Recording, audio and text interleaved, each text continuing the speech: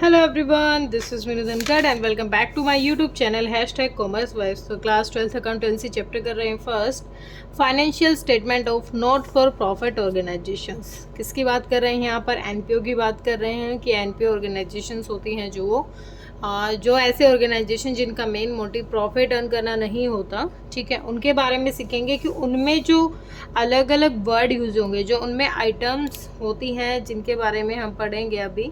Some important items relating to NPO seeking organisation. देखो, कुछ तो ऑर्गेनाइजेशन होती हैं प्रॉफिट मोटिव, कुछ होती हैं सर्विस रेंडर्ड। सर्विस रेंडर करने के लिए होती हैं जिनका मेन मोटिव प्रॉफिट अर्न करना नहीं होता, सिर्फ और सिर्फ सर्विसेज देना होता है।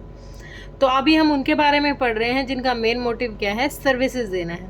तो अब सर्विसेज देना है जिनका मेन मोटिव प्रॉफिट अर्न करना नहीं है, तो इनकम का सोर्स इनके लिए क्या है? अब इनके पास भी तो कहीं ना कहीं से इनकम होती होगी, कहीं ना कहीं से पैसा आता होगा। तो वो पैसा कैसे आता है, किस फॉर्म में आता है, क्या नाम होगा, क्या उसका तरीका है, तो कुछ आइटम्स के थ्रू पढ़ते हैं अभी। सबसे पहले देखो, सब्सक्रिप्शन क्या होता है? ये सबसे मेन सोर्स माना जाता है किसका? इनकम का।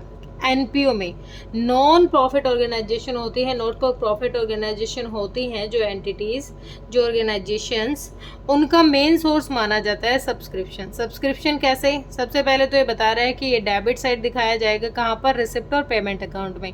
रिसिप्ट और पेमेंट कैसा अकाउंट था? ये रियल नेचर का अकाउंट था। तो इसमें जो आ रहा था, debit word comes in, credit word goes out. तो डेबिट सब्सक्रिप्शन अमाउंट आएगा, इनकम है तो डेबिट साइड दिखाया जाएगा।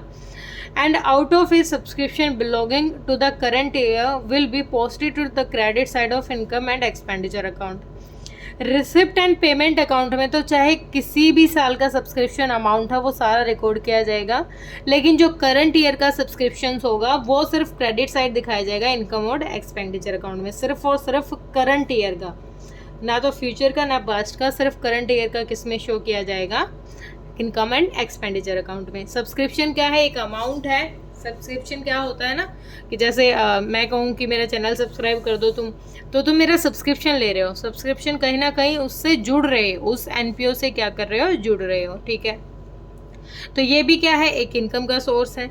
लाइफ मेंबरशिप फीस, पूरी लाइफ के लिए जब कोई मेंबर चाहता है कि पूरे साल के लिए वो क्या बन जाए, पूरी लाइफ के लिए वो क्या बन जाए, मेंबर बन जाए इस ऑर्गेनाइजेशन का, तो वो बल्क में पैसा लेके आएगा। क्या कह रहा है ये? In order to become the member of an organisation for the whole of the life, पूरी लाइफ के लिए वो क्या चाहता है? मेंबर बनना चाहता है। तो वो एक साथ में जो पैसा लेके आएगा, लंप सम में इकट्ठा जो पैसा लेके आएगा, वो क्या होगा? वो हमारी लाइफ मेंबरशिप फीस होगी, ठीक है।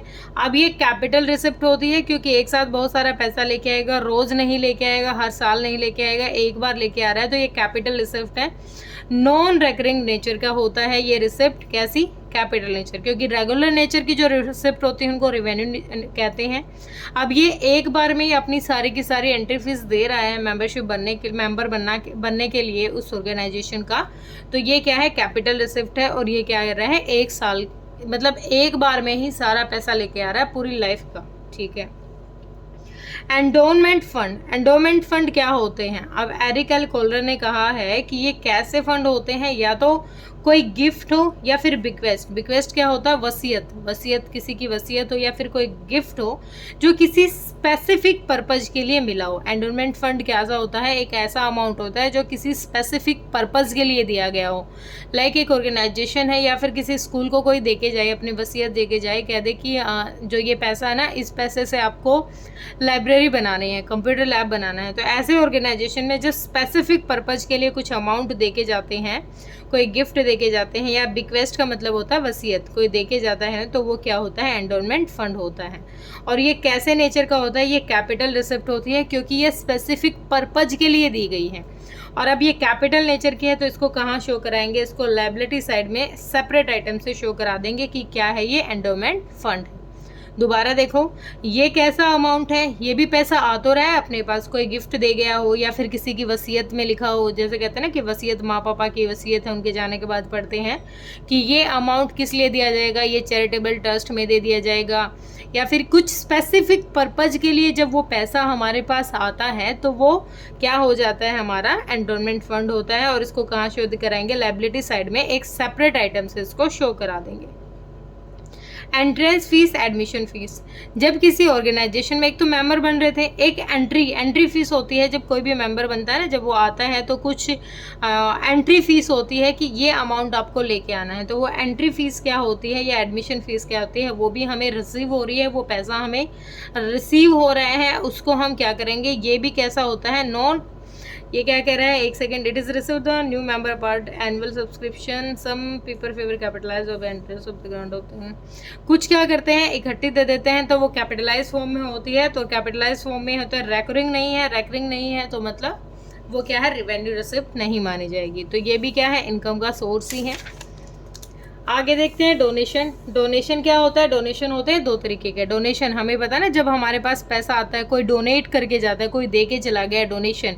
डोनेशन होते हैं दो तरीके के, एक तो होता है स्पेसिफिक, एक जनरल। स्पेसिफिक जब बता के जाए कि किस लिए डोनेशन दे के जा रहा हूँ, जब वो इंफॉर्मेशन प्रोवाइड करके जाए हमें कि ये जो डोनेशन का अमाउंट है ना, ये आपकी बिल्डिंग के लिए है, ये आपके स्कूल के लिए है, ये आपके स्कूल की लाइब्रेरी के लिए है, कंप्यूटर लैब के लिए है, ये आपके स्कूल के ग्राउंड के लिए है, या फिर कुछ और एक्टिविटी, जब वो पर्टिकुलर वर्ड दे के जाता है ना कि ये क्या है, ये इस चीज़ के लिए डोनेशन है, ठीक है, तो ये कहाँ शो होगा, ये भी लायबिलिटी साइड में शो हो जाएगा, अलग से नाम की स्पेसिफिक डोनेशन है। जनरल डोनेशन है तो नॉर्मली जो डोनेशन है उसको कहाँ ट्रीट किया जाएगा, ये समझा जाएगा कि नॉर्मल डोनेशन है ये, और नॉर्मल डोनेशन है तो इसको कहाँ, इनकम और एक्सपेंडिचर अकाउंट में क्रेडिट साइड में शो किया जाएगा। कहाँ, इनकम और एक्सपेंडिचर अकाउंट में क्रेडिट साइड जनरल डोनेशन को शो कर दिया जाएगा। लेकिन जो स्पेसिफिक डोनेशन है उसको कहाँ शो किया जाएगा, लायबिलिटी साइड। बैलेंस शीट में लायबिलिटी साइड दिखाया जाएगा कि हाँ ये इस पर्पज के लिए। लायबिलिटी साइड क्यों, क्योंकि वो पैसा आया है और इस पैसे से ये काम पूरा करना है, वो एक लायबिलिटी बन गई हमारे लिए कि ये पैसा सिर्फ इसी काम के लिए आया है। लेगेसी क्या होती है, विरासत, किसी की विरासत हो, कोई भी ऐसा हो जैसे किसी की विल थी, उसने कहा कि जब मैं मर जाऊं तो मेरा ये पैसा चैरिटेबल ट्रस्ट में दे दिया जाए, या फिर उस ऑर्गेनाइजेशन में दे दिया जाए, या फिर गरीबों के नाम कर दिया जाए। तो ऐसा लेगेसी का कोई अमाउंट हमारे पास आता है तो उस अमाउंट को भी कहाँ शो किया जाता है, बैलेंस शीट में लायबिलिटी साइड शो किया जाता है, ठीक है। इस अमाउंट को भी कहाँ शो किया जाएगा, किसी की विल है और जब तक बताई ना गई हो कि ये किस पर्पज के लिए या फिर कैसे, जैसे भी मतलब बताया जा रहा है, अगर उन्होंने बता दिया कि ये इस पर्पज के लिए, किसी भी पर्पज के लिए, तो हमने शो कराना है, सेम वही बैलेंस शीट में लायबिलिटी साइड दिखा देंगे। लेकिन अगर हमें कुछ ना दिया गया, कुछ कंसीडर करके ना बताया गया हो कि आपकी जो ये विरासत आपको मिली है, इससे आपको ये विल जो आपको मिली है, इस अमाउंट से आपको कुछ करना है या नहीं करना, जब कुछ करने के लिए कह दिया, मैंने बताया अगर कोई कह जाता है कि आपसे इस पैसे से आपको ये काम करना है, तो उस पैसे को क्या मानेंगे हम, लायबिलिटी मानेंगे कि इससे हमें ये काम पूरा करना है। लेकिन जब तक क्वेश्चन हमें कुछ ना बताए, कुछ कंसीडर करके ना बताए, तो उसको कैसे ट्रीट किया जाएगा, उसको क्रेडिट कर दिया जाएगा इनकम एंड एक्सपेंडिचर अकाउंट में, ठीक है। पता है ना इनकम एक्सपेंडिचर कैसा है, नॉमिनल नेचर का अकाउंट है, सेम वही कुछ आ रहा था तो हमने क्रेडिट कर दिया। सेल ऑफ ओल्ड एसेट्स, पुरानी एसेट्स हैं, पुरानी एसेट बेचेंगे तो पैसा आएगा हमारे पास, तो पहले तो वो रिसिप्ट एंड पेमेंट साइड में हमें शो हो जाएगा, पैसा आएगा तो, क्योंकि रिसिप्ट अकाउंट में तो हम कैपिटल और रेवेन्यू दोनों नेचर के आइटम्स को रिकॉर्ड करते हैं ना, रिसिप्ट और पेमेंट अकाउंट में शो कर दिया जाएगा इस पैसे को। इसको इनकम एंड एक्सपेंडिचर अकाउंट में शो नहीं किया जाता, क्योंकि इनकम एंड एक्सपेंडिचर अकाउंट में सिर्फ रेगुलर नेचर की चीज़ों को ही रिकॉर्ड किया जाएगा।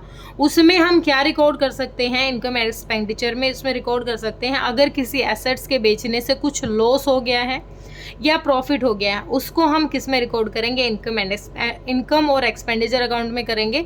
अदरवाइज सिर्फ अगर किसी एसेट के बेचने से अमाउंट आ रहा है तो उस रिसिप्ट एंड पेमेंट अकाउंट में इसको डाल देंगे, ठीक है, उसकी debit side. Sale on old newspaper and sport material, पुराना कुछ सामान है उसको बेच रहे हैं, तो ये तो सबसे पहली बात तो बेच रहे हैं, हमारे पास पैसा आएगा तो रिसिप्ट एंड पेमेंट अकाउंट में हम क्या कर देंगे, उसको डेबिट कर देंगे। सेम इसको ट्रांसफ़र किया जाएगा credit side of income and expenditure. क्यों किया जाएगा, क्योंकि सेल हो रहा है, कुछ आ रहा है अमाउंट, तो वो रेगुलर नेचर से है। न्यूज़पेपर तो हम हर साल बेचते हैं ना, हर साल क्या 2-3 महीने में भी बेच देते हैं, ठीक है। कोई पुराना स्पोर्ट्स मटेरियल पड़ा हो उसको बेच दिया हो, तो ये क्या है, रेगुलर नेचर का है, इसलिए इसको डेबिट साइड रिसिप्ट पेमेंट में भी शो किया जाएगा और क्रेडिट साइड में इनकम और एक्सपेंडिचर में भी शो किया जाएगा।